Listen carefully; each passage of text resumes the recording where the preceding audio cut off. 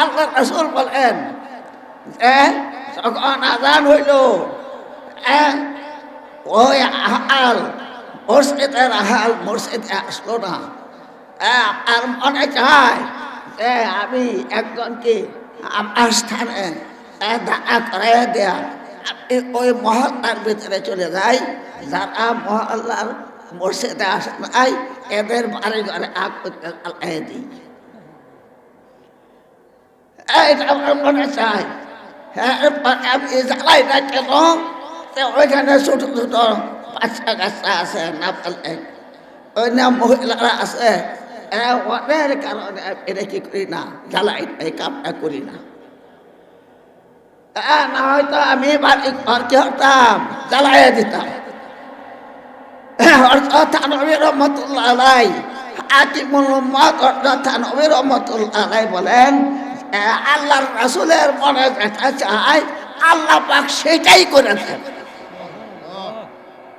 নবী আলাইহিস সালামের মনে যা চায় আল্লাহ পাক তাই কি করেন, করে দেন। কারণ ওই বাড়ি, ওই বেনামাজির বাড়ি যদি দৃশ্যমান আগুনের দ্বারা না জ্বলে তাহলে অদৃশ্য আগুনের দ্বারা জ্বলবে। এমন আগুন লাগবে যে আগুনের শাস্তি ভোগ করবে, কিন্তু আগুন দেখা যায় না। আগুন কি হলে না দেখা যায় না।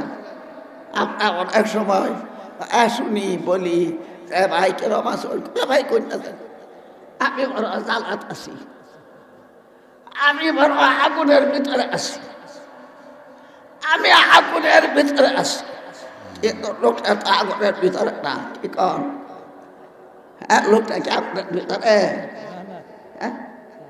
আমি দেখতেছি আগুনের আশেপাশে না, আর সে বলতেছে আমি আগুনের ভিতরে আছি।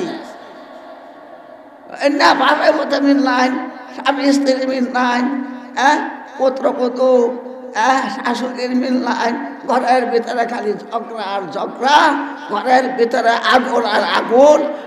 বনে থাকতে ভালো লাগে, ময়দানে থাকতে ভালো লাগে, জঙ্গলে থাকতে ভালো লাগে, কিন্তু ওই বাড়িতে থাকতে ভালো লাগে না। সকল এই আমরা 5 ওয়াক্ত নামাজ জামাতের সাথে পড়ার চেষ্টা করবো ইনশাআল্লাহ। চেষ্টা না খালি একটু চেষ্টা করলে হতো না, করতেই হবে, করতেই হবে। আল্লাহ সবাইকে তৌফিক দান করুক। আখিরু দাওয়ানা আলহামদুলিল্লাহি রাব্বিল আলামিন।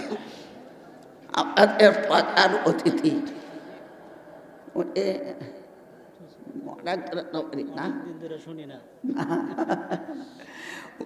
অনেক দূর থেকে আসেন, এই বাজারে রাস্তায় গাড়ে আপনারা যেখানে আসেন, আপনারা সব এর থেকে বেরিয়ে খালি বাজারটা আসেন 10 গজ।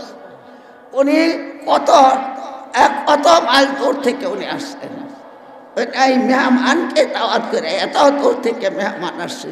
আর আপনারা আসলো ওই বুলবুলার দোহানো, বুলবুলার দোহানো না কসমেটিকের দোহানো বইয়া বিড়ি খাইবেন আর চা খাইবেন, এটা আপনাদের জন্য একেবারে অনেক ক্ষতি করার একটা কাজ। আমি সকলকে অনুরোধ করছি আপনারা সকলে এইখানে আসেন, সভাস্থলে আসেন। আমাদের মৃত ব্যক্তির কবরের সাহিত্য আছেন, এখানে এসে সাথে হাত তুলিয়া যদি আপনি বলতে পারেন যে আল্লাহ এই দিন এর মুহূর্তে আসছি, ওলামাদের চেহারা দেখার জন্য আসছি, আল্লাহ এই উসিলায় আপনার পিতা মাতাদেরকে মাফ করে দাও, আল্লাহ পাক নিশ্চিত মাফ করে দিবেন। এই জন্য সকলে আসেন, আখেরি মুনাজাত নিয়ে দেবেন।